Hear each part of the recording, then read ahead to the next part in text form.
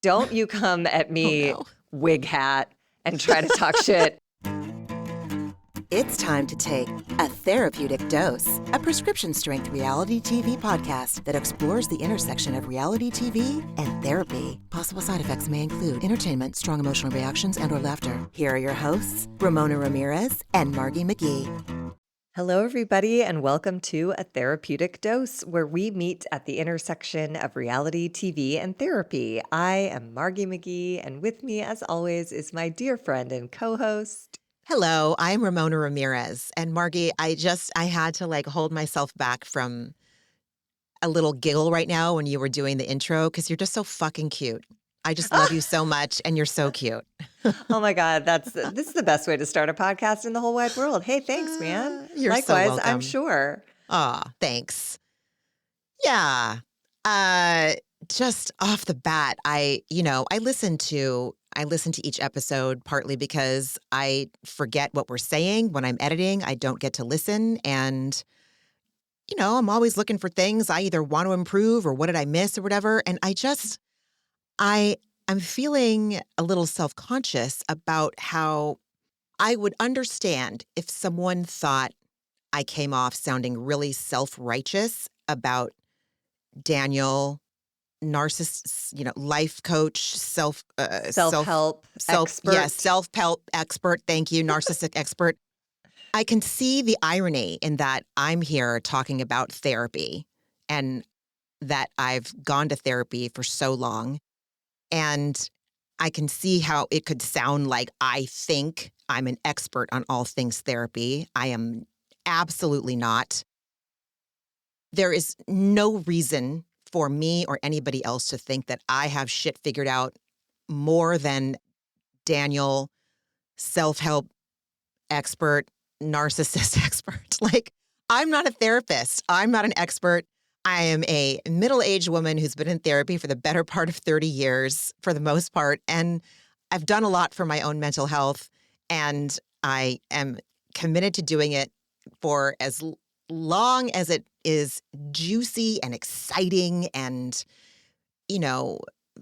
feels it. I don't do it because I feel like I have to. I do it because I want to. This is fascinating work. It's uncomfortable. It's painful. It's exciting. It's happy. I can start, like I have been able to in the last few years, untangling things in real time, reframing toxic beliefs in real time. I get chills sometimes, the hair stands up on my arm, But I do it fucking imperfectly. And all I'm trying to do here is to say, who's to say I get to judge this man? Who's to say that? I really hear how judgmental and self-righteous I can sound. And I mean it from a humorous place. And I'm talking with one of my best friends. 9 times out of 10, I forget we're actually recording right now. It's more like we're just dialoguing about these shows that we love and these crazy people and their behavior that we get to see every week, thankfully, a couple times a week, depending on which franchises are running. But I'm not, see, I was about to say I'm not better than anybody else, but you also know me that I am going to say that I am better from Oh, God. some people. Oh, well, not perfect yet. I'm sick. Not perfect yet. No, you're not. And look, it's just we're expressing opinions based on a total of 6 minutes of airtime. I don't know Daniel. I bet if I met his family, I bet if I had him over for a backyard barbecue, we'd get to know each other in a different way. All I have to know of Daniel is how he showed up on screen for 4 minutes last episode and 2 minutes this episode. And in this episode, I felt bad for the kid. He looked way in over his head. These women were eating him alive. He was fading into the water feature, just trying to disappear / getting caught up and laughing at the entertainment that these ridiculous women were providing. This is not his milieu. You know what I mean? He should stick, look, he gave it a good shot. And all you were doing was working with what you had, They didn't give us much last week. What they did give us was pretty reductive. An Instagram uncertified self-help, quote unquote, expert. it's hard not to like pass a little bit of judgment. Do you know what I mean? Like no one on a dating profile, a lot of people write like pilot or entrepreneur, CEO or whatever. No one's going to write like unlicensed Instagram self-help expert because most people are going to go like, "Whoa. What?" No. So, Daniel was not presented to us as a serious person. And we succumbed to editing. And I'm not going to pretend like I wouldn't have a very human conversation with Daniel if our paths were ever to cross IRL. But for what we were given, whatever, right? Okay. Yeah. No, yes, that was very clear and succinct. And Not yes, I succinct. agree. That went on for No, it way too was. long, It but was. It didn't. It didn't. It was cohesive, is what I meant to say. Not love that succinct, word. cohesive. Very Yes. Tim Gunn, Project Runway, Uh final huh. collection coded. I love Oy, it. oy, oy. But yeah, sometimes, I hear myself sometimes and I get self conscious like, oh shit, I sound like a real know it all. It's the whole point of our podcast is that we don't know any of these people.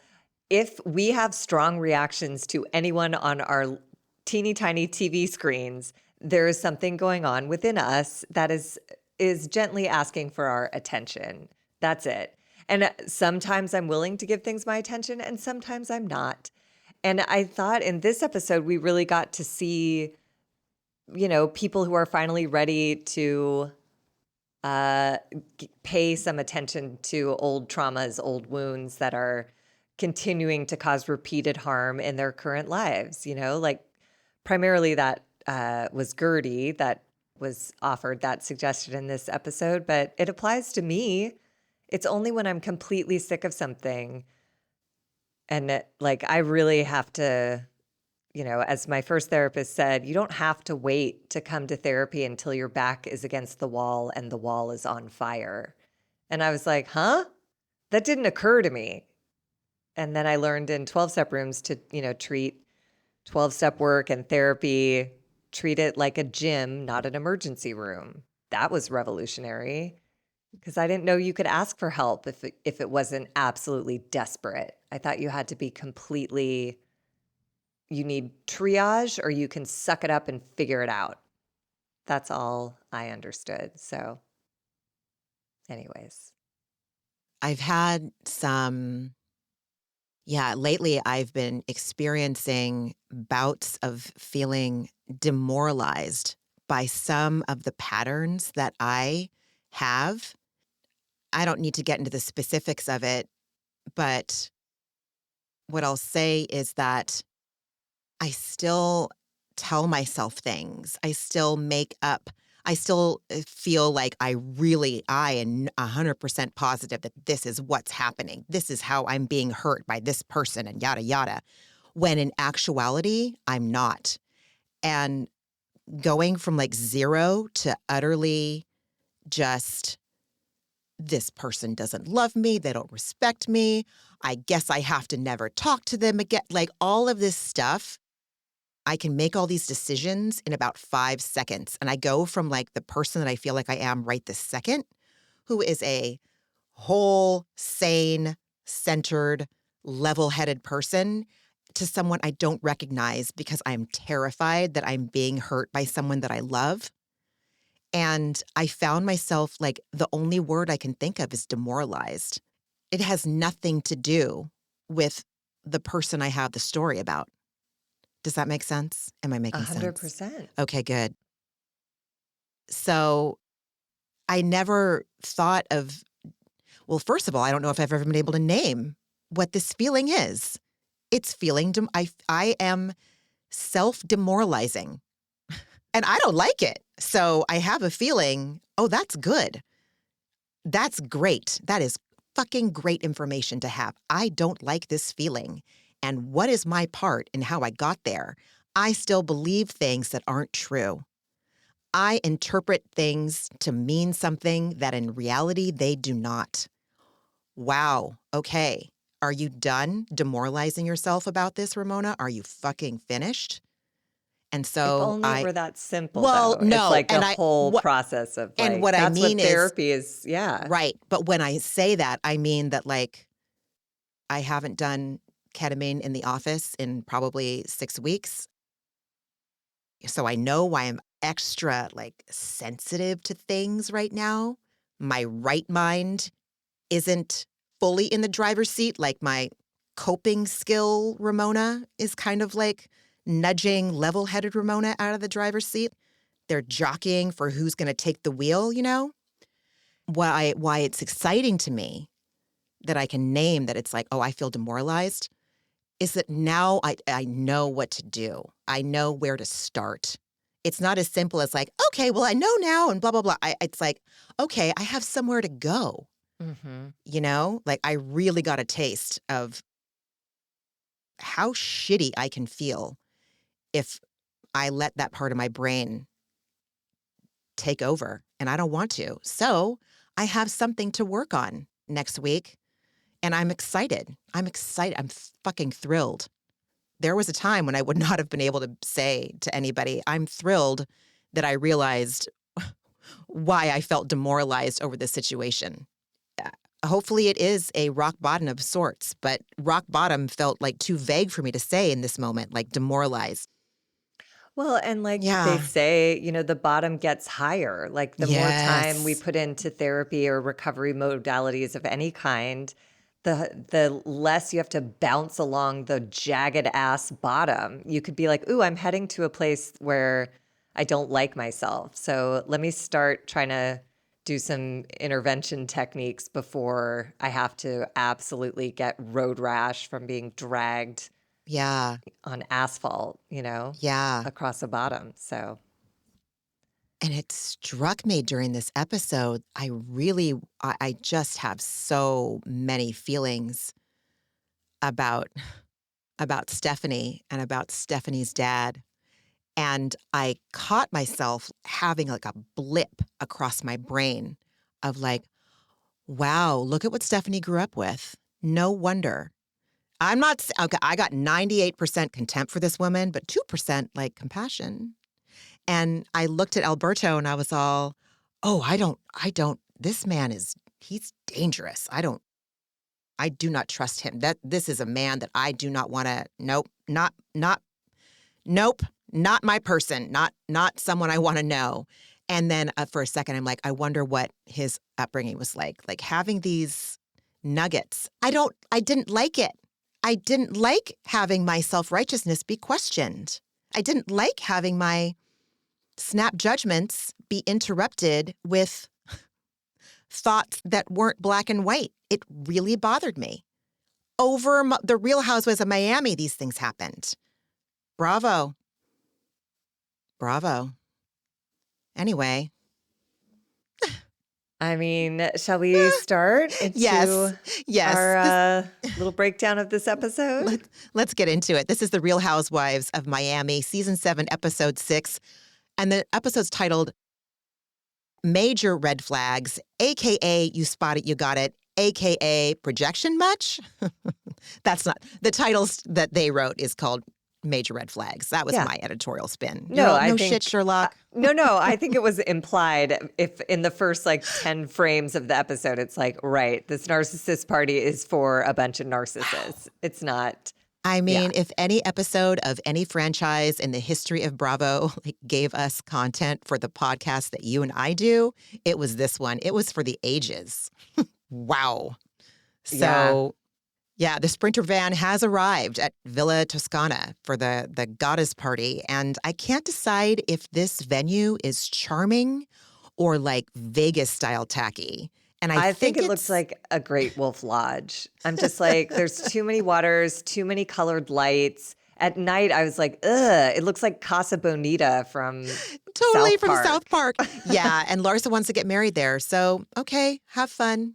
It's like Villa Rosa meets Casa Bonita because there's like swans and like the property's nice, but it's like too much. If you look too close though, like you're like, what is that furry stuff the red and white swirls going up the lampposts. And yeah, It's weird. It's weird. I don't know what happened. Yeah, I don't know agreed. whose vision that was, but it got away from him. First of all, everyone meets Daniel, the Instagram self-help expert, and Adriana, who's just become comic relief. That's literally all she is. Last episode, this episode, she has like 4 lines, and each of them, this one, she's ogling Daniel, objectifying him. I can't remember what she said, but there were like 2 terrible puns. Like, I can't wait to go down under. Like, I'm having Australian tonight. I was like, what are you doing? Dude. Just chomping on a cigar with like a mustache, like Groucho Marx chiming She in. can It do was so better. weird. Come on, Adriana. Have some, like, I don't know. It's fun. It's like, it's not even part of a storyline for her. I It's know, just I like, know. okay, girl, whatever. And then Alexia shows everyone the mirrors with the sayings about narcissists written on them. And Stephanie points out, oh, the theme seems to be narcissism. And Adriana says it's about how Todd treated Alexia. And before the words are even out of her mouth, Alexia cuts her off and said, I don't want to talk about Todd. We're not here because of Todd. And I'm like, oh, okay.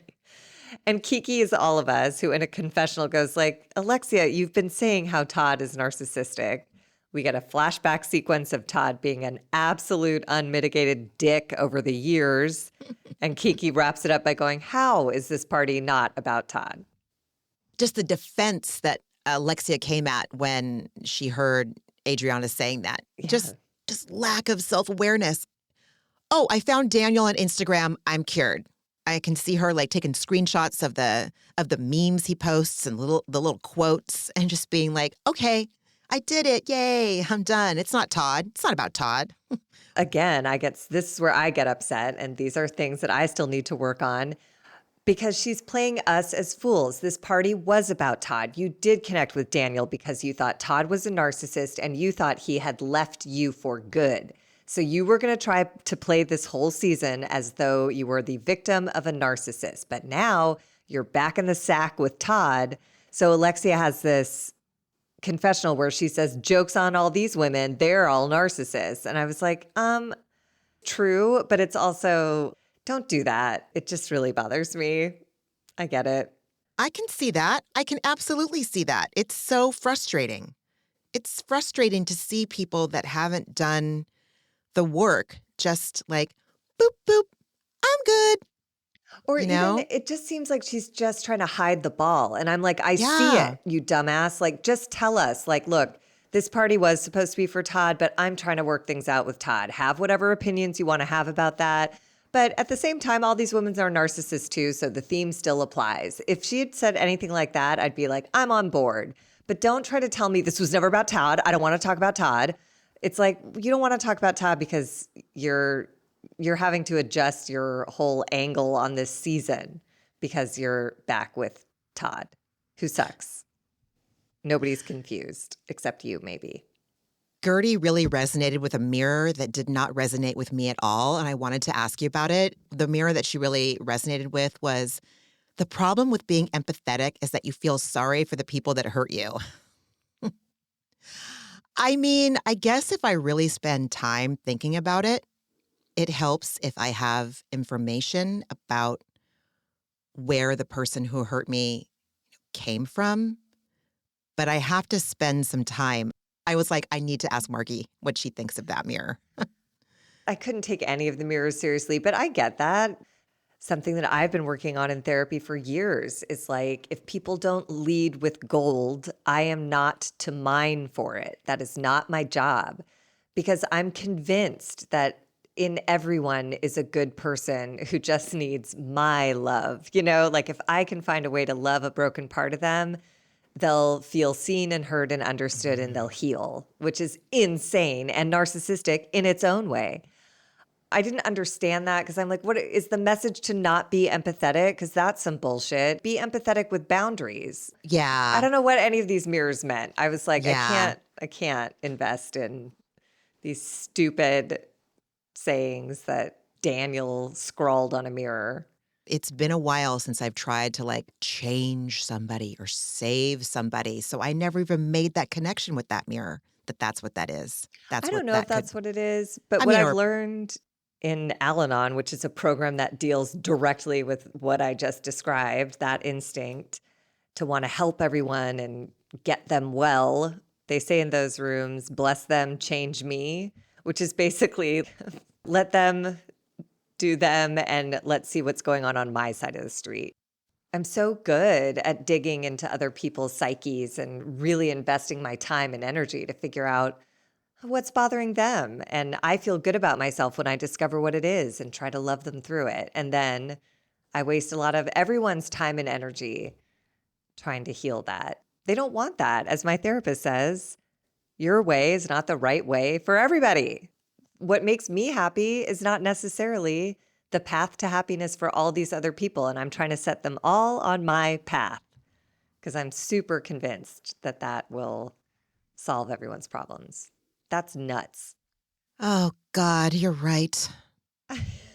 When I'm forced to say it out loud, I'm like, that is nuts. I know. I hear you, and I'm like, oh, Ramona, the only business that you have to like mind is your own goddamn business. Ramirez, like that is fucking it. Ramirez Higgins, like that's it. That's it. That's it. Ah, Jesus. In Gertie's confessional, thankfully, she is on board with this theme because she thinks all of them have narcissistic traits, including herself. Now, she says including herself. Again, we stand Gertie on this podcast. And then we see a shot of Lisa looking at herself in a mirror saying, I look crazy right now, but I'm not sure she actually read the mirror. She was just looking in the mirror. And Lisa's going to Lisa, okay? Lisa's just being Lisa. She's being Lisa. And that's all I have to say. Listen, nobody's confused. I don't even think Lisa's confused. I don't think she was fighting the fact that she's a narcissist. I think she just got her feelings hurt because it became the point of a very long game, a game that started in daylight, went through the darkness, and ended in a thunderstorm. So I kind of don't blame her on the literally within days of her father's passing. Like it's a lot. It's too much for anybody. I don't know. See, I hear you say that, and then I'm like, oh, she's the one that's putting her lip gloss on, on the Mexico trip when one of her castmates is getting sick or sad or something. And then this Sick, year, barfing. yeah, barfing, right? And then this year, like getting up to give Alexia a hug, but she's holding her phone in her hand, like she can't even put her phone down to give her friend a real hug. Who cares? I'm just But saying both. She is I both an know. unforgivable narcissist and a woman in brand new grief who's being piled on. Poor Daniel trying to make it not the point of the game to point fingers and be like, you're the worst. But that was the point of the game for these women. And Lisa was on the receiving end of the label the worst for every single category. Like after a while, any human being would come undone. Maybe. I don't know. She's ridiculous. She's ridiculous. I've never seen anything like it. Yeah. Stephanie weighs in, of course. She is so desperately pushing this businesswoman angle because even here she goes, I might be a narcissist because a lot of business people are. Business, business, business. I'm a boss. All I think about is business while everyone else is arguing. Well, I'm thinking about emails. And I'm like, oh my God, please, please, with the ham fisting. Yeah, it's so exhausting. Maybe, I don't, do I want to? I don't even want to like spare compassion for her right now. I don't even want to spare it. I haven't gotten there yet. I'm rationalizing it. I'm in my process. And in my process with Stephanie right now is I don't want to give her compassion or try to understand her deeper. That's sick. It's so repellent, man. It's like she even makes the way Vicki Gunvalson talks about work seem less annoying.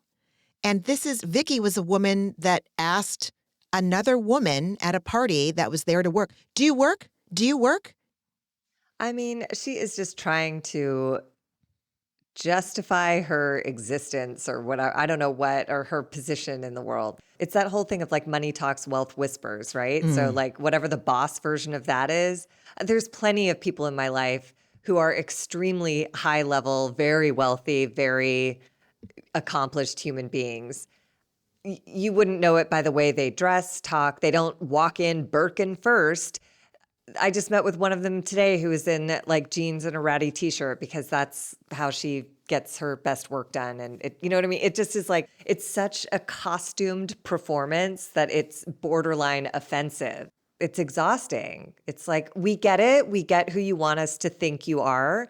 None of your actions are making this believable, but I get it. So you can stop with the dialogue on this front because I'm bored. You're right. That's exactly what yes, yes. Mm-hmm. Oh my God. Oh, I just I can't hear her talk about business anymore. I can't. Well, it's all Uh, vague. It's not real business. She's like, I'm just thinking about emails and money.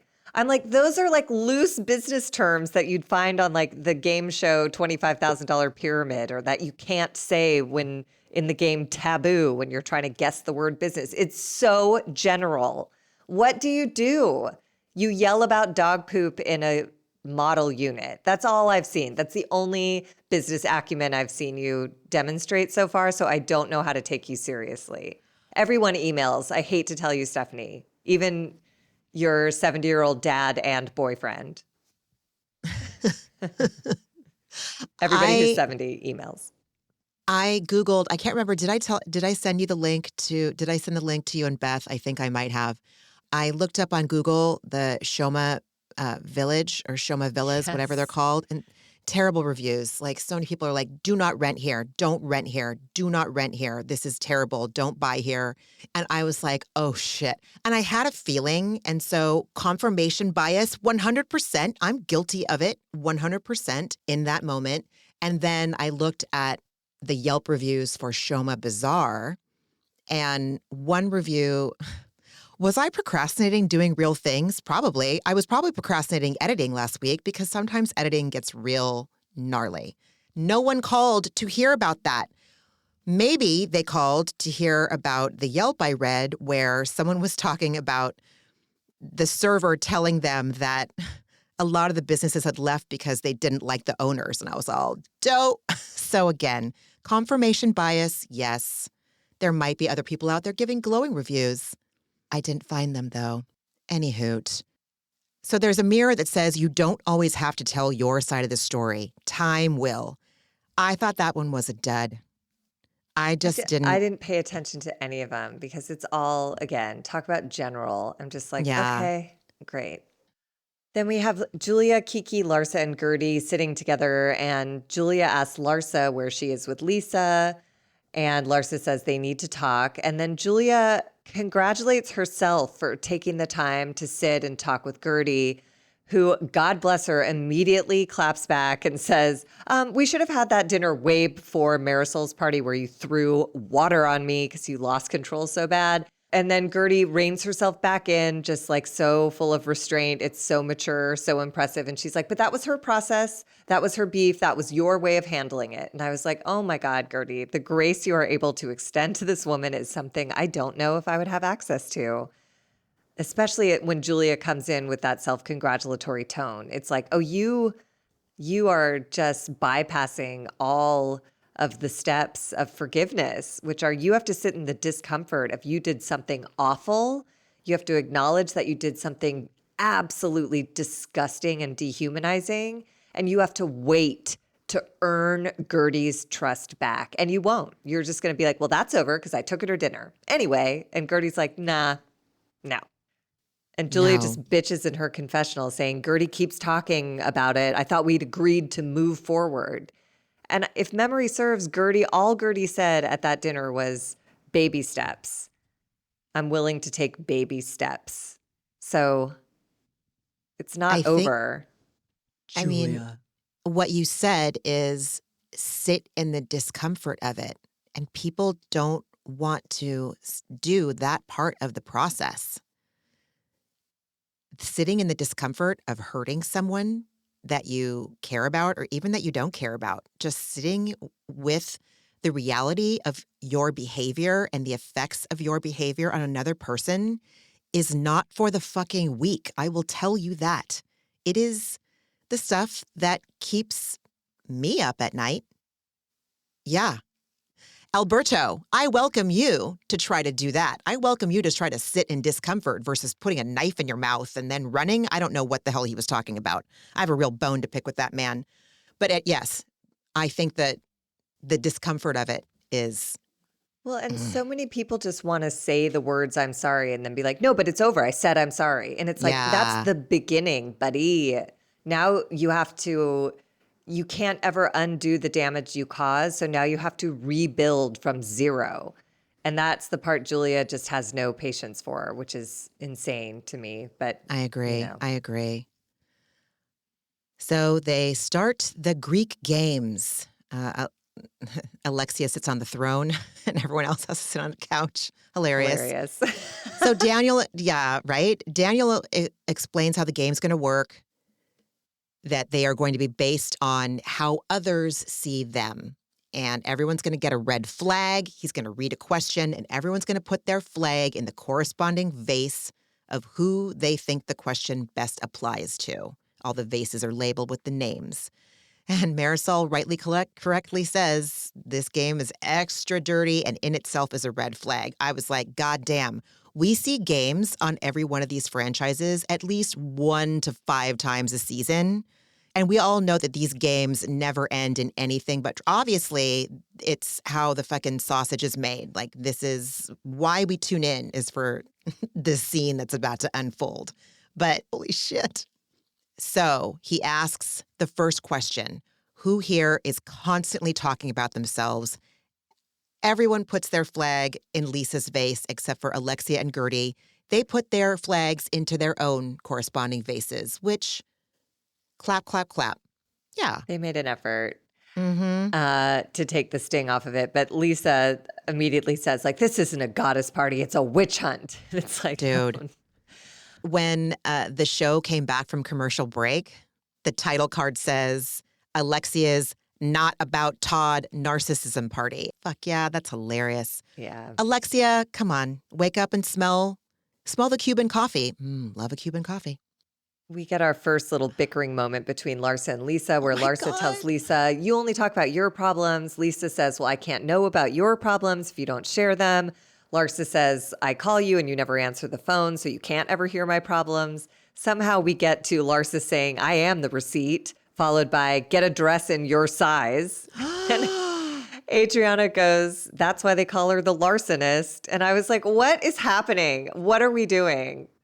When those two get together and talk, I tried so hard. I tried real hard to be just pay attention, line by line, pay attention to what they were saying.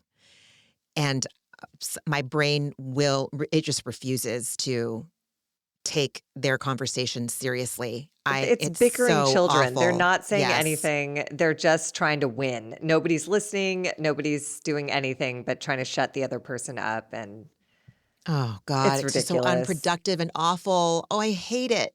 I hate it. Oy.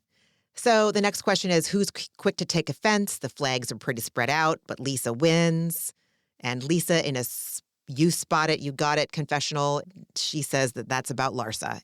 And the next question is, who here has a lack of accountability?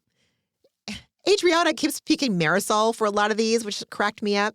A lot of people picked Lisa. Someone picked Larsa. I couldn't keep up at this point. Lisa gets all the flags for all of them, you She know? does. And Yeah. then Daniel is starting to get overwhelmed. Lisa goes to put a flag in Larsa's face, and then Lisa gets up, and Marisol's like, I wonder where that flag's going. And of course, it goes in Larsa's face. And so Daniel's like, the point of this exercise is to learn and grow. It's not about attacking each other. And it's like, Daniel, honey, you're out of your depth, my dear. Like, bless you, but no. Yeah, he had no idea what he was up against. The producers knew, though. They were like, "Oh, sure, Daniel. Here, come be a day player." Yeah, He did. it'll I be thought great. he did great for what he was handed. Because my favorite, there was one shot where the camera turned to him and he was just laughing. Because it's absurd. I can't imagine what it's like to be there in person and watch these women go like, get a dress that fits. She's the larcenator. It's like, what are you, what is Yeah. this? This is bonkers. Then Julia, she did something that I absolutely hate, abhor. I was repulsed. I hate this kind of manipulation.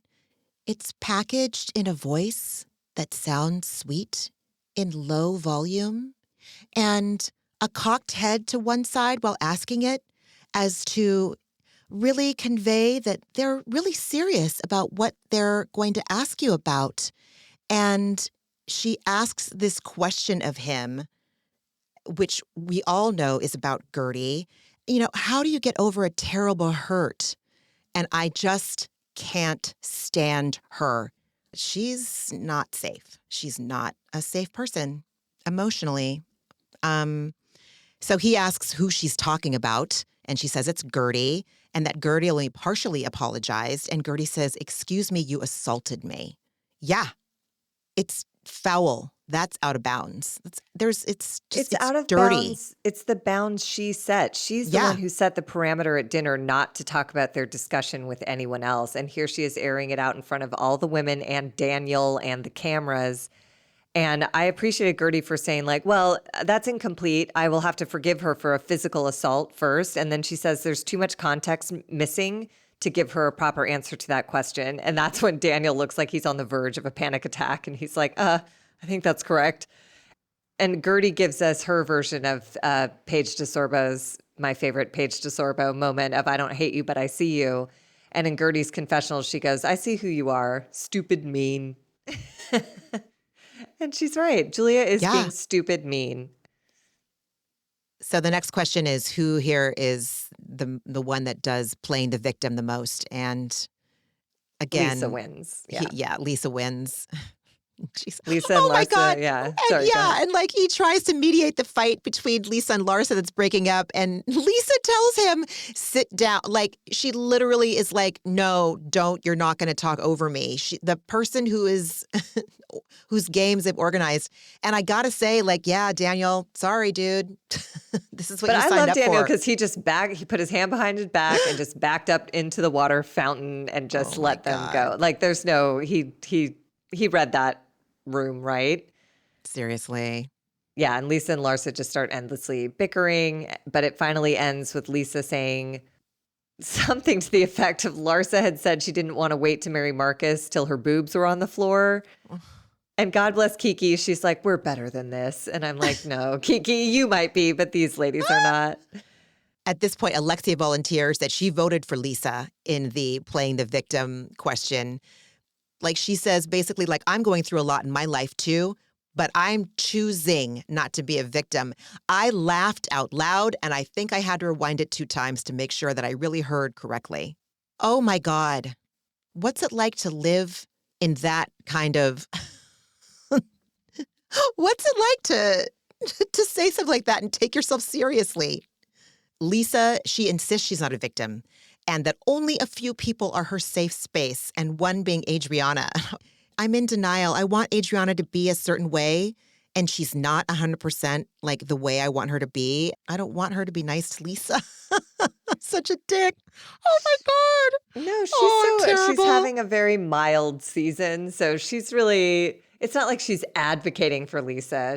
But I did appreciate. Well, yes. Later, I know she where you're does going. say, Yes. yeah. Yes. I mean, Yes. Lisa. Oh my God, I'm a dick. I'm a dick. Yes. You're not a dick. It's everyone loses sight of it. Everyone loses sight of it, which is why Adriana has to bring it up, coming to Lisa's defense, who is now crying, saying she just lost her dad. Where is the empathy? So everyone has just spent the last hour laughing at her expense, piling on her. Yes, they are all narcissists. They are all guilty of every question that was asked. But Lisa got all the flags every time.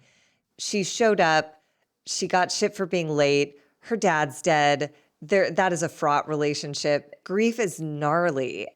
The fact that she's there is kind of miraculous. The fact that she held it together for however many hours and made it that far. And I did appreciate Adriana for being like, "You guys, can you take a breath and just give her like a beat? You've had 7 hours to attack her. Can we just take hour 8 off? Because she's not able to handle it." Yeah, I feel bad. It's okay. Healthy shame is fine. Healthy shame is absolutely okay everyone for me to be forgot. sitting in right now. It's not even shame. It's just like people get caught up in the moment and their dads didn't die. That's the thing with grief, is when it's yours, it's ever present. And for other people, they forget, So that's where Adriana that was not wrong for her to bring this up. But man, my God. And Lisa says she's leaving this bullshit party and she's sick of being the punching bag every fucking time. And as they're walking inside, Alexia again tells Lisa, well, you have a choice in how you behave. Oh my God. Listen, Alexia, where was all of this? Oh, maybe, I guess she hadn't met Daniel yet in time to, change the dynamic she has with her toxic piece of shit son, Peter. Talk to Lisa about choices, Alexia? Go outside. You go take a tour of those mirrors, ma'am. God. Well, also, she just missed the whole point.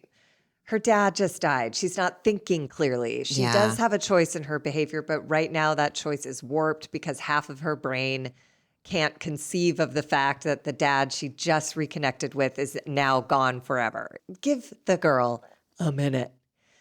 So a storm rolls in, so everyone grabs an umbrella and trots inside, and Lisa's crying in the bathroom saying, I hate these people. Adriana goes in to comfort her. Lisa says that she's floored that everyone has forgotten what Larsa's done to them. And then we get a nice little flashback sequence of Larsa spreading rumors and telling lies and revealing Gertie's cancer diagnosis against her explicit instruction not to. And all I could think was like, it's not either or. It's like, you guys are both terrible. You got all the red flags, but like, I don't think anyone forgot that Larsa sucks. Holy shit. Yeah. I mean, they're just like fucking that mime exercise mirroring. Daniel thanks them all for participating and says that he thinks that they'll see this whole event as positive in the end. And I laughed. And then Adriana just, oh God, when she says, hocus pocus TikToker. And I was like, fuck yes. Slow cap. Loud Hocus clap. pocus fucking TikToker. And I was like, God. yes, ma'am. I loved it. Sum it I up. loved it. Please, please. Yes. And then this was really just so uncomfortable and boring. Gertie tries to broker a peace deal between Larsa and Lisa, and she stays nearby to mediate and interjects when she senses things aren't going okay. And even though Larsa and Lisa are both telling her stop, she's like interpreting what Larsa's saying. It was just so, it's like I understood where she was coming from, but abandon hope, ye all who enter here. Like, if you're not speaking Larsa and Lisa, you can't do it. And also it's not appropriate. Like, she's not a part of that conflict. Like, don't try to be in it. Mind your business, I guess. Yeah. Yeah, but it's interesting. At the end of the episode, we learn she's never had a minute of therapy in her life. We're sort of watching someone bottom out on her control issues. So her feelings of lack of control led her to be extremely hurt by a Captain Sandy dinner invitation. And her desire to exercise control puts her in this position where she must be able to feel it. It's not helpful. She kind of comes off like an asshole. We watch her sort of reach her last layer of tolerance with her own behavior, which I thought was like really quite profound. Fuck yeah, it was. It was amazing. Yeah, we get a moment of like real-time enlightenment in her confessional at the end, which is like, that's so cool. I love that scene. I can't wait to talk about that one. So then we get a little bit of levity. We see Adriana studying with her dog Basquiat on her lap, and she is studying a book called the DSM-5, which stands for the Diagnostic and Statistical Manual of Mental Disorders. And I believe it's been recently updated, maybe in 2022. But if you've ever been in a therapy office or whatever, you've seen this book. It's usually like burgundy with gold writing. It looks very scholarly. Adriana is studying up on personality disorders. And this is also the book that your therapist might use when they are looking for diagnosis codes that they want to put on your claim form that you can send off to your insurance company. A couple things about this scene. Even though it was short, it was chock full, for me at least, in an all roads lead to Bravo kind of way. So a lot of people have been talking about, like, why isn't Adriana a full-time housewife? It is because she is a student at Harvard working on her third degree, and this one is in psychology, okay? She's got a lot going on. She can't be a full-time housewife. The other thing is that in an all roads lead to Bravo moment, why did I Google her? I think I Googled Adriana because I had heard that she was at Harvard, and I just wanted to make sure before I shared about that. So while I'm finding out that, yes, she is in Harvard, she goes to Harvard, I saw an article or like an advertisement about her speaking on a panel at Soho House in Miami with a doctor that does ketamine-assisted psychotherapy. This is Adriana's doctor that I can't remember if we met her or one of the nurses when Adriana did ketamine in last season. This doctor's name is Dr. Michelle Weiner. And I Googled her because that's just what I fucking do. And she was trained, Adriana's ketamine-assisted psychotherapist doctor was trained at the same place where my ketamine-assisted psychotherapist was trained. And the man that basically was the pioneer for ketamine-assisted psychotherapy, who was my ketamine therapist, like his office is where I did my first ketamine experiences. So I fucking have, I don't know how many degrees with Adriana, but like if I ever meet her in person, I cannot wait to have a conversation with her about it if she's willing to. I was like fucking flipping out, man. I love that. I love that it's a newish field. So I Yeah. love that the person who is central to that treatment is still really connected to the doctors who are administering it across the country. Like, I love that. I think that's really awesome. Mm-hmm. You know, I poked around to see if anyone had heard of her, and they had, and they said that she's a very nice person, Adriana's ketamine-assisted psychotherapist. It was just, fucking love it. I love it when my favorite shit is intertwined. Yeah. It was exciting for me to learn that. So anyway. You're Yeah. 1 degree of ketamine away from Adriana. I know. I mean, you guys might meet each other in your trip at some point. The Housewives has shown up in yours before. Every fucking time they show up. Kyle. Sometimes for good, Meredith sometimes for Marks. evil. Yes. Or Oh, no, my sorry. God. It was Lisa Barlow. Lisa Barlow. Pardon me. Yeah, Barlow. Barlow and Kyle. Listen, Bravo is a teaching tool. 100. They are there as they're like, little avatars for problem areas in our lives. They bring to light things that need light shown on them, Mm-hmm. And we have a very somber, my God, it was hard for me to breathe during this scene. My brain went to those places that it goes to when children are in peril or have been in peril. This is the adoption representative coming to Julia's house. Yes, this is Connie, the social worker, who's making a visit to Julia's house. Yeah.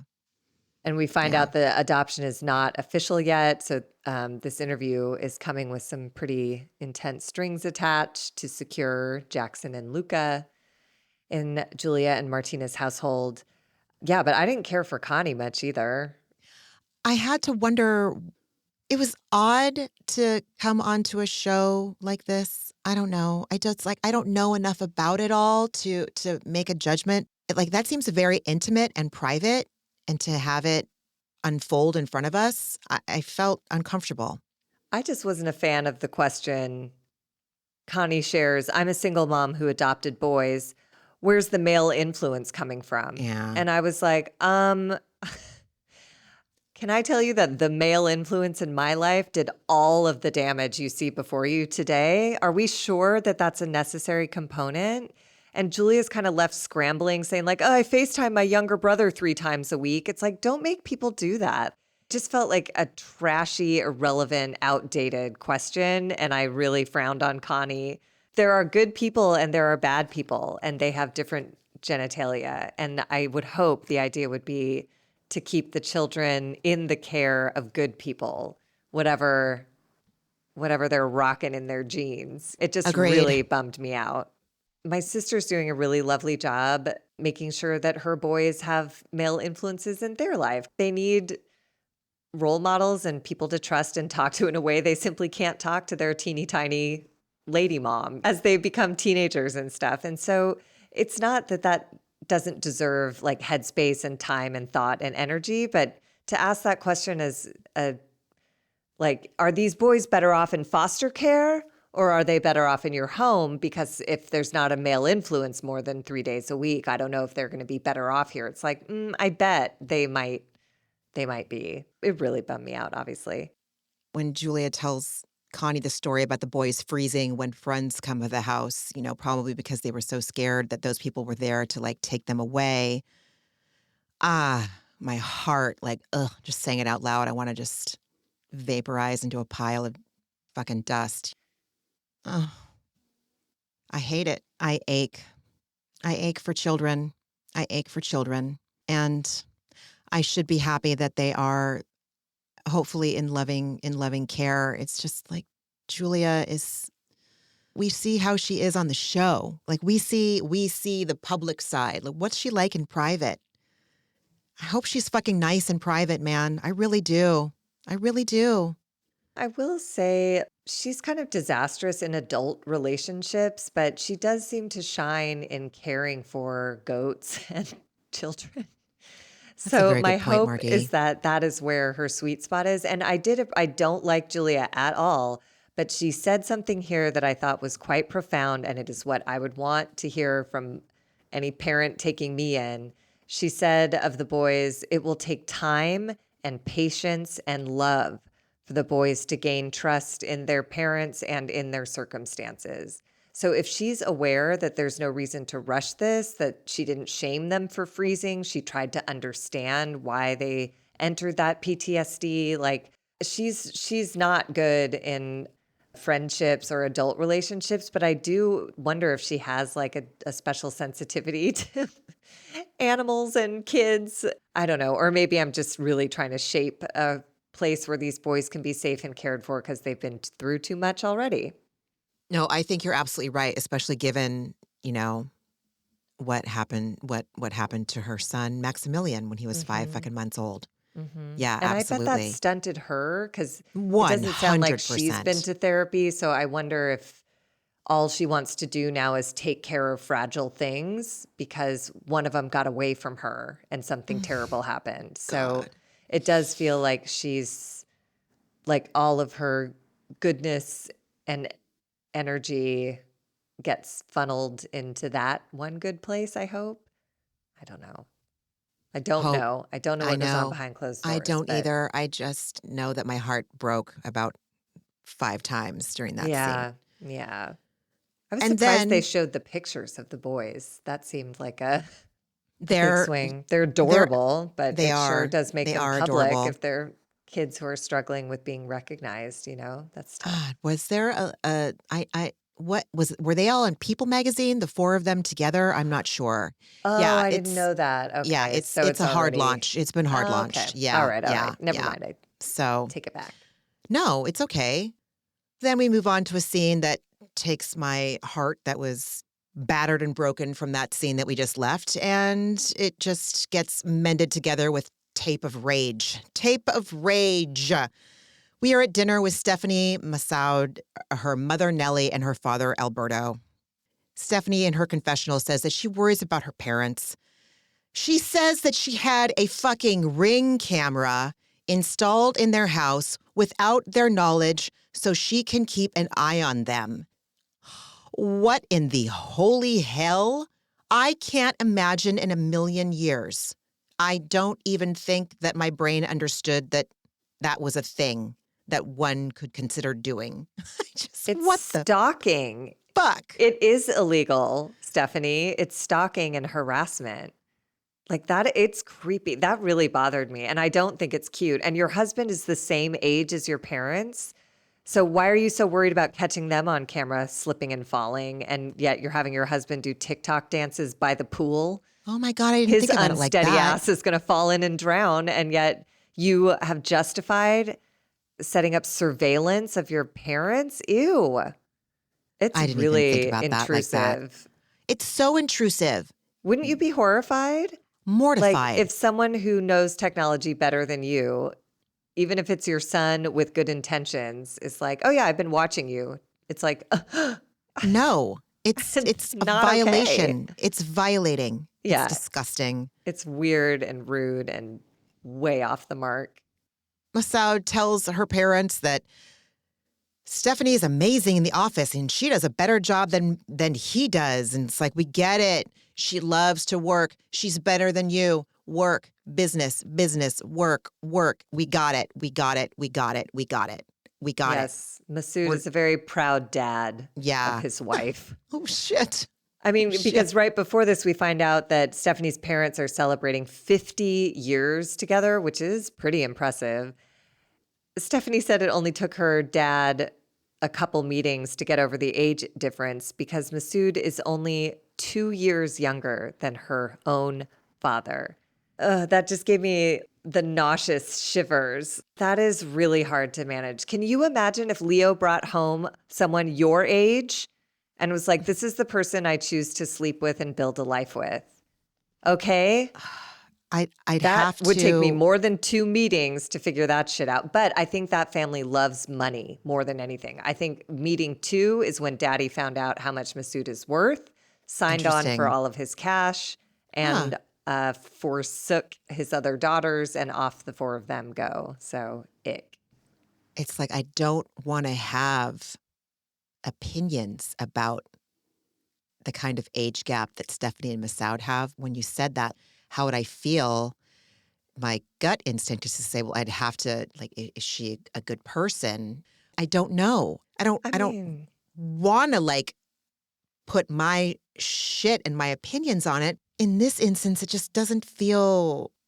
It's tricky. Look, and love is love, and the heart wants what the heart wants, and whatever. And I don't mean to say I would stand in the way of anyone's love relationships, but there was a show on MTV called Siesta Key, and one of these like super early 20s cast members got engaged to a man who was the same age or a couple years younger than her father. He was in his mid to late 40s. She was in her early 20s. And the father was not comfortable. He said to this man, you know what happens in those 20 years. You're taking those away from her. You've had your 20s and your 30s and half of your 40s. And what you're doing with her feels predatory because you're going to take a kid and marry her and take away her opportunity to have her 20s and her 30s and the experiences that go with that. And you're going to saddle her with a middle-aged man. Both of them were like, yeah, we want that. And I believe they're still together and have a baby. But I appreciated the father saying, like, you know what you're doing, right? You remember your 20s and your 30s when you built your career and decided what kind of relationships you liked and figured out that you wanted to marry someone like my daughter? You're taking that from her. You're sure that's who you want to be in her life? And he was like, yes, I do. This is why I love reality TV. That show was ridiculous, but that moment was so powerful. Of like 2 men the same age going like, we're both looking at a girl. She's my daughter, she's your girlfriend, and we're the same age. So we know what it takes to get to this age. It was cool. I never would have expected that kind of conversation to come out of that show. Like once the first few seasons of The Real World were done, I like didn't give MTV reality shows a second thought. Oh, I'm such an asshole. That wasn't sophisticated enough, but color me humbled. I did not know that a conversation of that depth would come from Siesta Key, you know? Who could? And by the way, the man this woman fell in love with was a producer on the show. So he had to quit his job and then came an on-camera personality and then got his ass chewed out by her dad. It was really interesting. Not only is he a middle-aged man, he's like a middle-aged man in Hollywood TV production. And this dad was like, no thanks. But it appears to be working out. So that's the thing. There's no rules. This is just weird. She's with 2 dads. Both of those guys her husband and her dad are the same age. It's weird. It's weird. I've dated older men, but they've all been at least 15 years younger than my dad. Yeah, same. Oh, God, this really bothered me. Stephanie says a lot of what she does as a businesswoman comes from her dad and that she was raised like a boy. No, you weren't, because I'll tell you one thing. The way I'm raising my boy, he's already more of a nuanced, empathetic thinker than you are. I can't, I'm just so grossed out. Well, and her examples of being raised like a boy included learning to ride a bike and not quitting. So I'm like, Oh, and the rest of us girls were raised to never try bike riding and to give up on everything immediately. What are you even talking about? Riding a bike isn't a boy thing, and not quitting is not reserved for only boys. Like, what are you I talking know. about? I know. Or And the how did you raise your other daughters? Like, what is oh. that? I knew this word would kill you because Stephanie starts shitting on her sister, saying they're very, very sensitive. And it's like, whoa. Yeah, I wrote my notes about this scene in bold italic. I was Furious. my chest is already tight. So yeah, at some point Stephanie says shit like her dad told her weak people never survive. And I'm like, what the fuck? What does he mean? What is his what does he consider weak? What is his definition of a weak person? And what kind of fucking shit is that to tell your children? Jesus Christ. Her dad interjects and says, it's a saying of mine, always have a knife in your mouth and let's move forward. What? What kind of predecessor to the manosphere bullshit is that? Are you kidding me? And then she starts in on her sisters. And I have not met her sisters, but I will tell you right now, I am on their side. I'm already team Stephanie's sisters and fuck her parents. Her mom seems kind of like a hostage. Oh, but her mom broke my heart. Yeah. That was true. But like heartbreak. The way these people, the way this mother, father, and sister talk about these twins, Stephanie has this look of just thinly veiled contempt, smugness, judgment. I'm not sensitive. My sisters, they are very sensitive. A lot. And I'm like, holy shit. Alberto says with judgment and contempt, just like his daughter, he says, it's like they're from a different planet. And just the look on his face while he's saying it. And I was like, oh, okay, sorry, Alberto. Sorry they're not from fucking planet knife in your mouth. He's disgusting. She says that they can't talk for 2 minutes. It's literally like war. And I'm like, yeah, I would go to fucking war with people like you too. Your dad's a piece of shit. You're rigid pieces of shit. And you can't tolerate human being. You can't handle what it is to not just do. I was disgusted. It said a whole lot. And I don't think Stephanie thinks that she came off as bad as she did. I don't know. Poor Nellie starts crying. And then Stephanie, instead of just doing anything, she just immediately tells her mom, don't cry, don't cry, don't cry, don't cry. Holy shit. Yeah, that was sad. Because I don't think the mom is part of it. I think the mom is collateral damage. Because the second they started talking about her other 2 daughters that she's estranged from, she started to break down. Those are her babies. Even when I'm fighting with my family members, I'm not open to hearing anyone talk shit about my family. You know what I mean? I'm not here for it. Like I do. My sister and I are extremely close, which means we also like fight with some regularity. And my dad's girlfriend tried to talk shit about my sister, and I was like, oh, absolutely not. And I wrote her off in the moment, and I've never come back around. I just was like, that's it. Like, you have chosen the wrong audience, and how fucking dare you? And at the time, she was wearing a baseball hat that had a wig attached that she thought was cool. That's right. And I was like, don't you come at me, wig hat, and try to talk shit about my only sibling. Like, take a literal hike immediately. So, oh my God, I wasn't expecting that. Me neither. Or does it sound strangely familiar to me? I swear. Maybe. I'm sure I told you because it was so surreal. I'm sure you did. I just looked. We were walking up a hill, and I just turned to look at her. She said something lightly shitty about my sister, and I could tell she was trying to start a conversation. I was like, absolutely not. And I just said, I'm like, you have chosen the wrong audience. I am not open to this conversation. And I don't think I ever talked to her really again. I hate her. Too bad for her. You fucked up. We don't care. We're fine not talking to each other, both of us. I don't understand her. I don't understand what would motivate someone to spend money on a baseball hat with a maroon bob wig attached and call it fashion. You could always ask Kyle Cook. But he at least does it for comedy. She wasn't doing it for comedy? Oh, no, Ramona. I asked.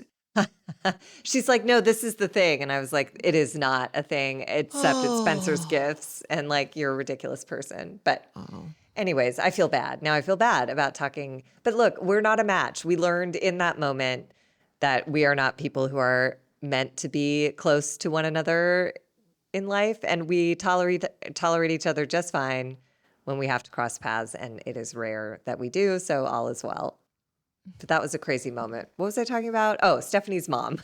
So she started crying because her own family members were talking shit about her beloved daughters, and that would be hard to take. Oh, my God.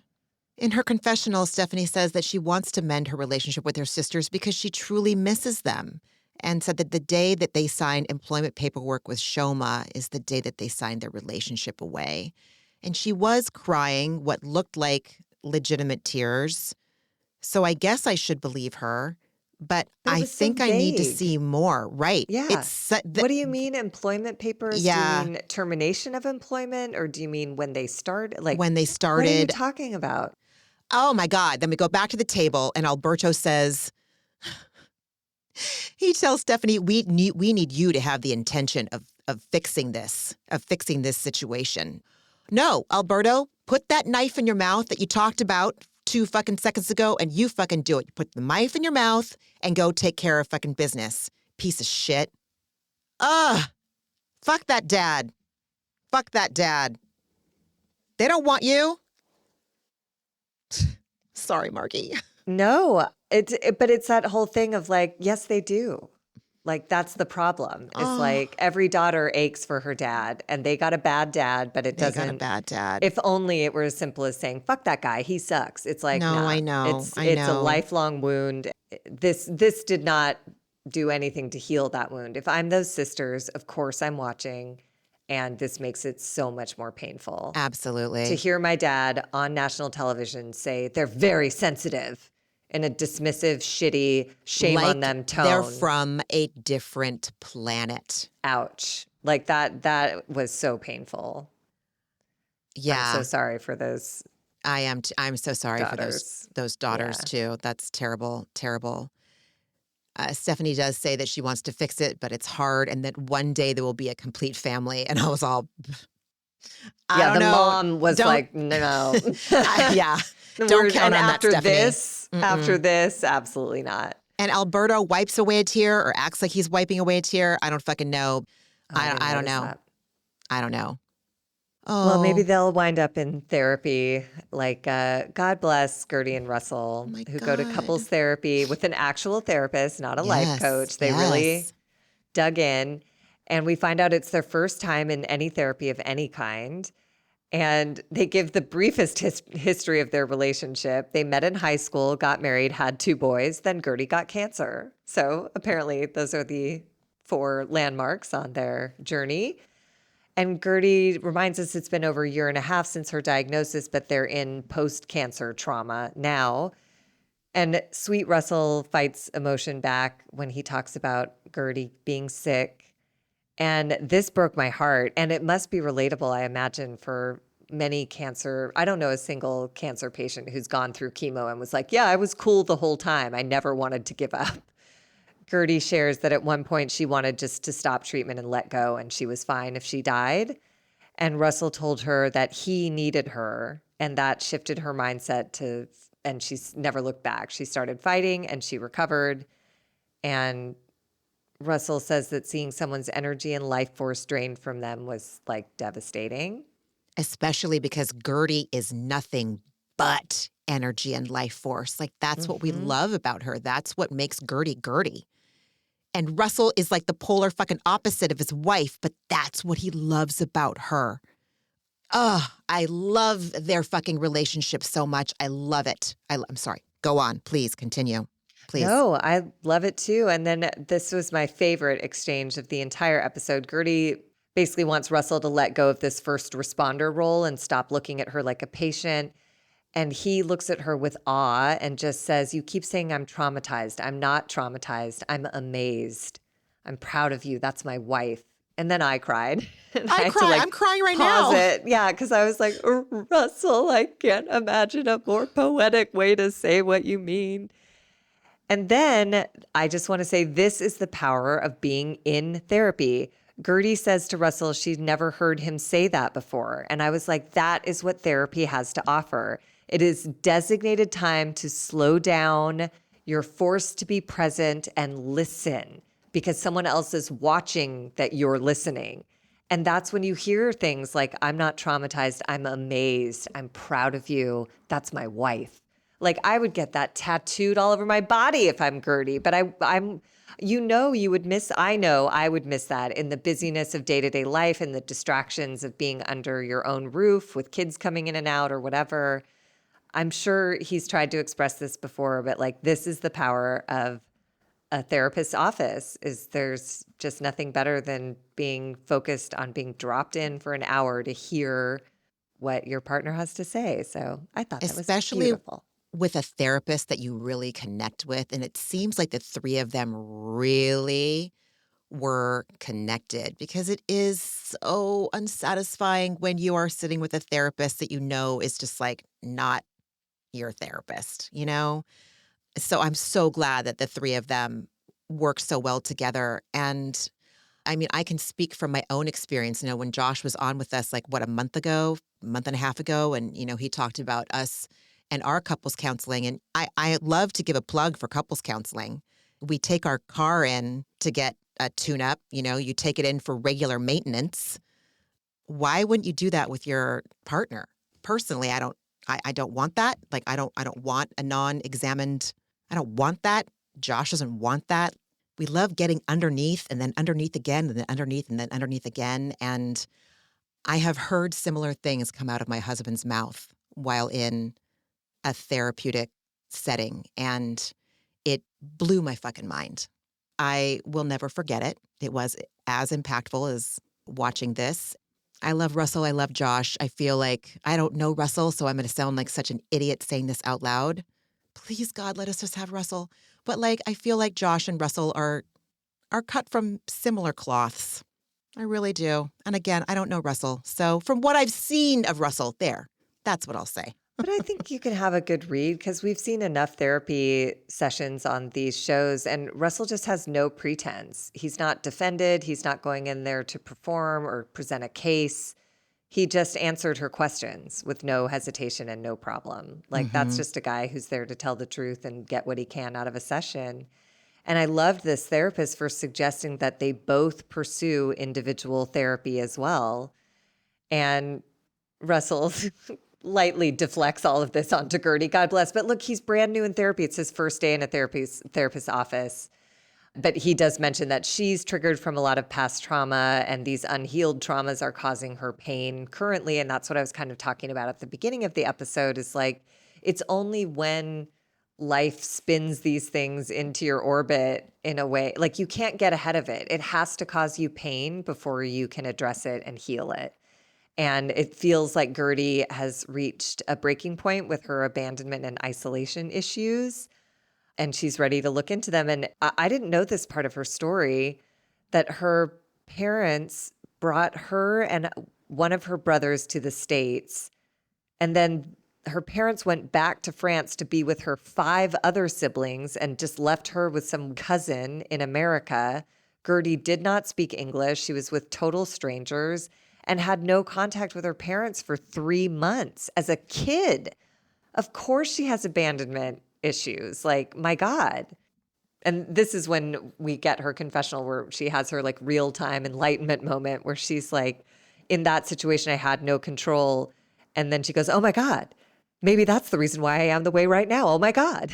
And I was like, oh, we just witnessed what therapy can do. You think about yourself and your situation from a new perspective and you gain a new vision of like who you are and how you came to be and what you want to keep working with and what you want to discard and adjust. It was fucking beautiful to watch that. It was so great to witness Gertie have that realization in real time. The relief and the hope and the, you know, like things clicking and making sense for her all simultaneously happening. I was so happy for her because you see it, I see it, like we can all see it even before she she shared that story. Like, we know that Gertie's a control freak. We know it. We all have our thing, but watching her have that, it's the best when you can fucking have those realizations in real time. Oh, it's so juicy. I love it. It was a reminder to me.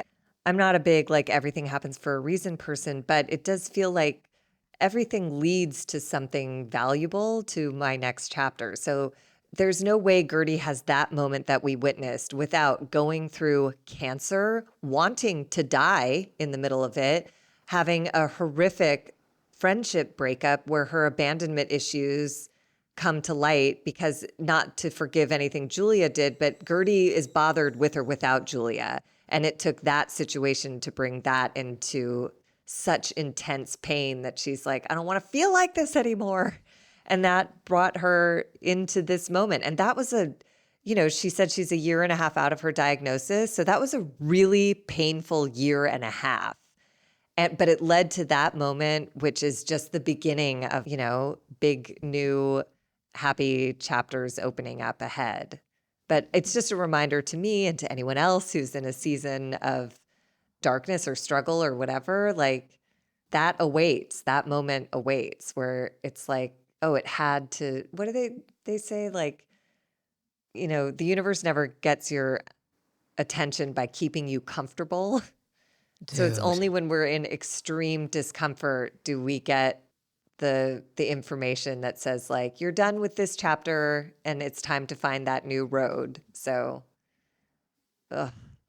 nobody, I don't like to change course. I hate it. Ew. Pivot. No, thank you. I know. I don't I know want to this get on road. one boring, I just want to go on one boring straight line where there's no Yeah. surprises and everything's fine. But that's not life, and it's not, Nope. it's also boring. You don't get anything good on that path. You get meal replacement bars.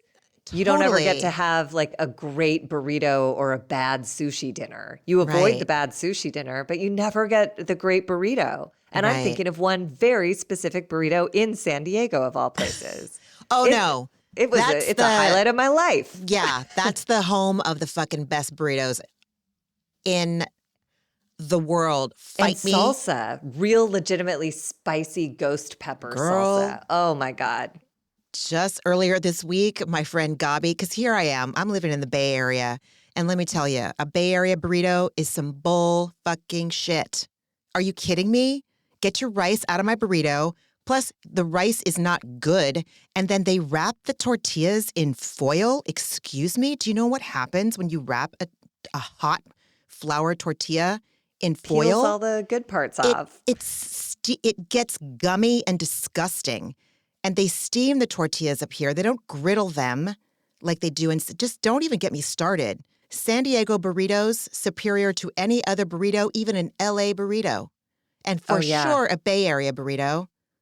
And it was like pressed, they used one of those like heavy irons to press it onto the grill. So it had like, it was like Char gold. marks. Oh my God, it was so good. And it's all It was so powdery, like the Oh. powder of the flour. Yes. Yes. Yeah, you don't get the powder on of the flour tortilla here in the Bay Area because it's steamed and then wrapped in fucking foil. It's egregious and criminal. Yeah. And that's what like the boring straight line path that I think I want so bad has to offer. Steamed burritos. Ew. Really? Really? No. But like I can convince myself that I would rather avoid all pain in life and eat a steamed burrito for the rest of it. But that's not true. That's just not a real way to live a life. So It's not. anyways, Gertie rules. Oh, God. Do we need to like Rochambeau or who the hell is going to like talk about the Lisa Larsa lunch? Because I just don't know if I can do it. I mean, it's the same bickering. They go back and forth. Lisa eventually walks off to the bathroom because Larsa just gets petty and mean. And Lisa walks off to the bathroom, calls Alexia on speakerphone and cries about feeling hated by Larsa and the whole group after the red flag situation. Then we have this moment that I was like, excuse you, Bravo. I come to Bravo to leave all things that I might find on CNN or anywhere in the news. How dare you offer a trigger warning if you're going to put that voice on my TV? We see Lisa or Larsa waiting at the table, scrolling through social media, and we get like a full chunk of like a Trump stump speech. And I was like, ew, do not infect my. I've said before, I use reality TV the way other people use marijuana. Do not. That was like a whiff of fentanyl. I was like, get it out. That could kill me. Fortunately, it was brief and quick, but I was shocked and pissed and confused, and it took me out. It took me out too. It did. Oh. It did. Yeah. And fortunately, they brought us right back because the next thing Larsa's watching is equestrian fashion content, and then she's taking selfies, and that's fine. Oh my God. Yep. Lisa continues to have this conversation on speakerphone, but now she's inside the restaurant, and a host has to come up to her and say, like, excuse me, you're being very loud. Can you take that call outside? I fucking loved him. He was Give great. him his own show, please. I want to see more of that man. I want to be friends with that man. I want to see him in an airport terminal where there are at least 5 people having conversations on speakerphone without. I don't understand. Where did we go wrong as a society? What the fuck is happening to people?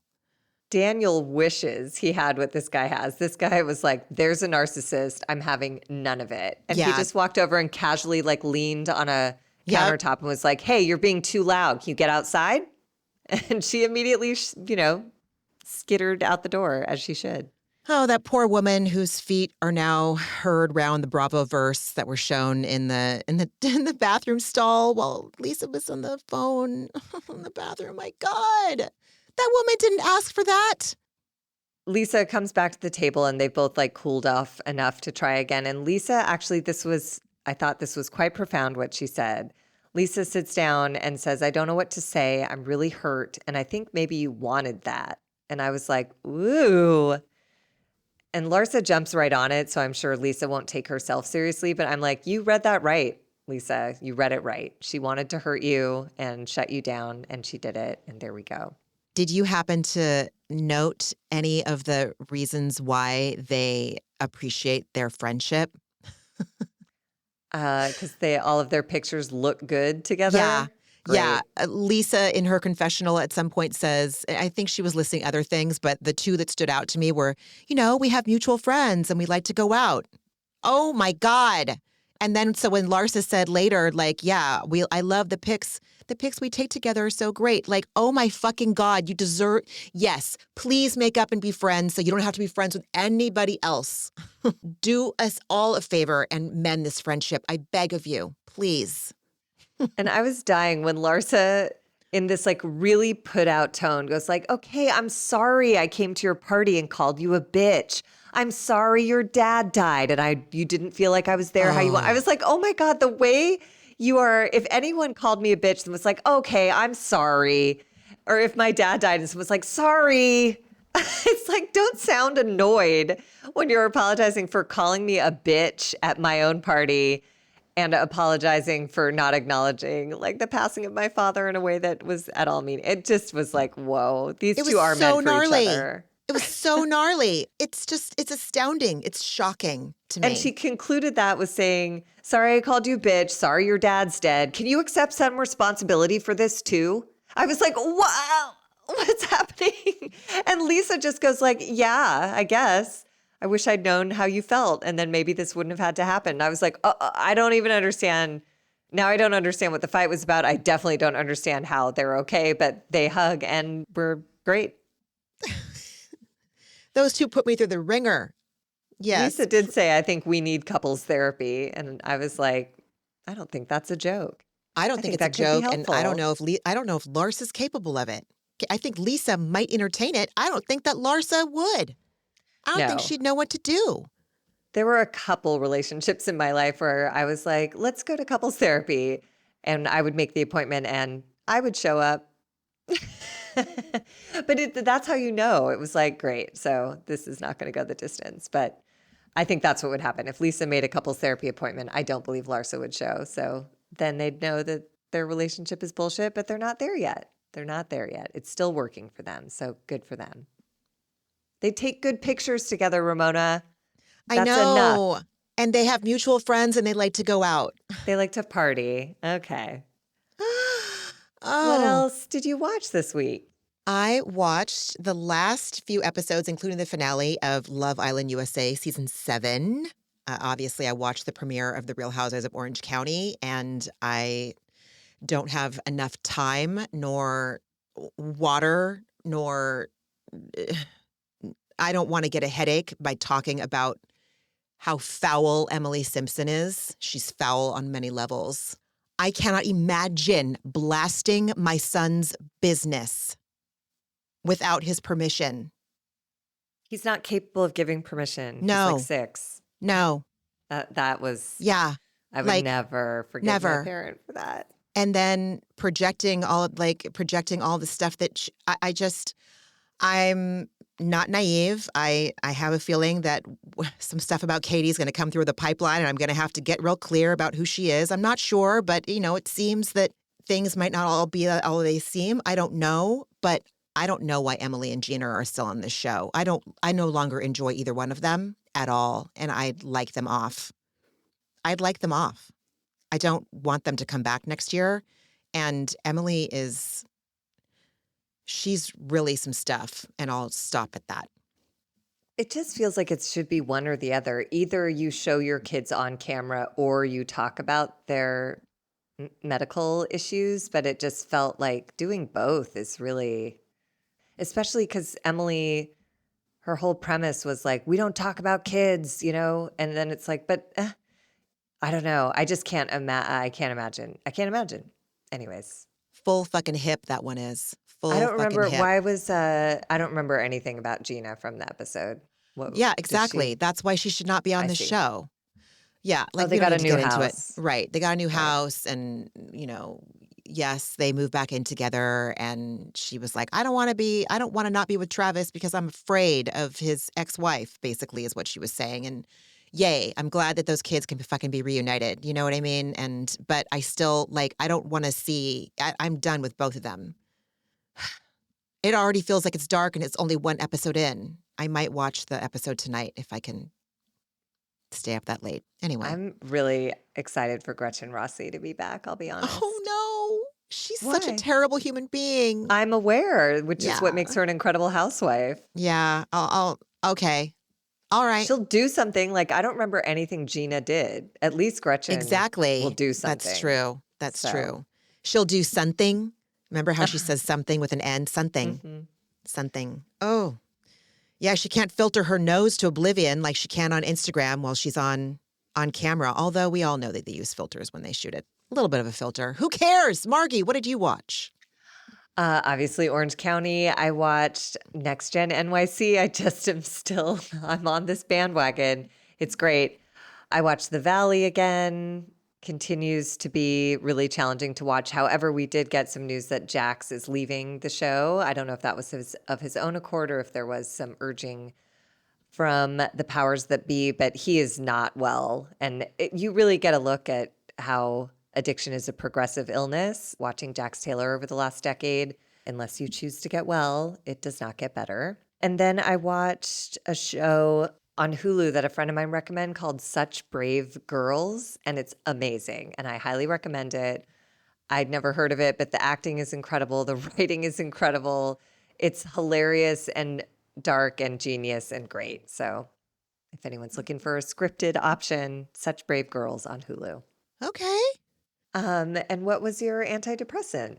It was my birthday yesterday, and I didn't really have any technical plans. The only plan I had was to go to dinner at one of me and Josh's favorite, old school yet sophisticated steakhouses in San Francisco. But Leo and I ended up going to breakfast at our favorite diner in Berkeley. And then we walked up the street to the Sephora where I got my little birthday gift. And then I got a pedicure with my dear friend. And then I went to dinner. We took the ferry to the city and then went to steak dinner. And I ate so intentionally and such little pieces and portions because I did not want to annoy my stones. I had when I say I had a sliver of cake, I literally mean you probably could have seen through it, But I was so scared. Like I was so scared I was going to aggravate my stones that like I couldn't relax at all. And finally Josh was like, you need to take a Xanax. And so I did. And I was able to kind of right size everything. Because like every little gurgle I felt or whatever, I was like, oh, that's it. I'm going to the ER because I ate steak. So it was a lovely fucking birthday. I had a great time with my husband and my son. And it was lovely. Talk to Cake and people. Xanax. Like Cake what and a Xanax. perfect Oh my God. Yeah. birthday treat. Yeah. So it was great. It was great. That's Yeah. How about you, awesome. friend? Yeah. You know, I think my antidepressant was I was walking Evelyn last night, and this super old man who lives in my neighborhood like stopped us and wanted to pet Evelyn, and she's great with old people. She loves them. I don't know if it's something about like, summer nights, like the sun is out a little longer. And he just started talking, and maybe, I don't know. It's sort of what I was saying about like in therapy, your job is just to like drop in and listen. And something happened, and I was like, I'm just going to stand here and like listen to this man.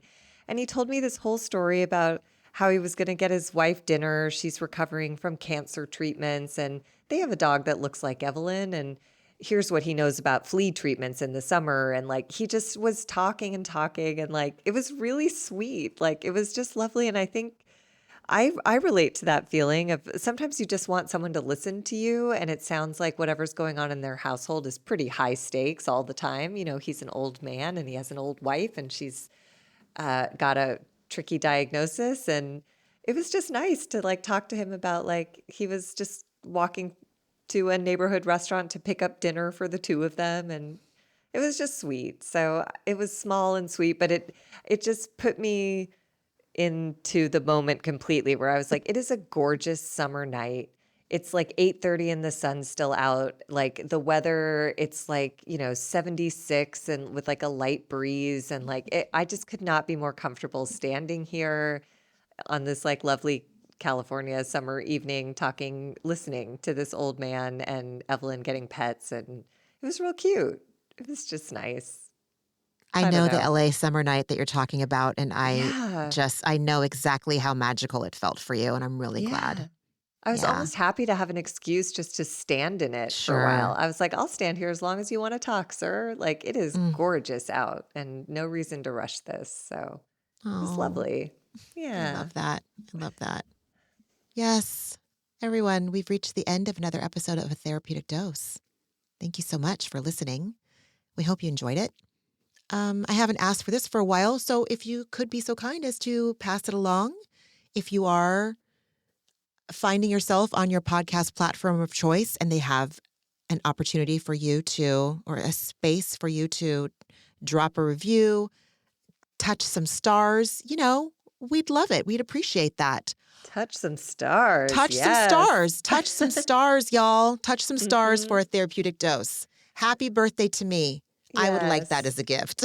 I love That's, that. is it or is it manipulative? Is it okay to No, ask? Xanax, cake, and some touching some stars. That all feels in alignment with the Oh birthday my list. That seems great. God. Oh, yeah. Drink your water, man. Don't get no stones. Don't get kidney stones. Don't get gallstones. That's all I have to say. Yeah, everybody just take good care of yourselves, and we will talk next week. I love you, friend. So good to I chat love with you you. too. All right. Bye, Always. everybody. Bye. Ramona and Margie are obviously not doctors and do not provide medical advice. Their content is intended to be used for entertainment purposes only. It is not intended to be, should not be interpreted as, or used as a substitute for medical advice or a diagnosis of any health or fitness problem, condition, or disease, nor a recommendation for a specific test, doctor, care provider, procedure, treatment plan, product, or course of action. My mom isn't a doctor.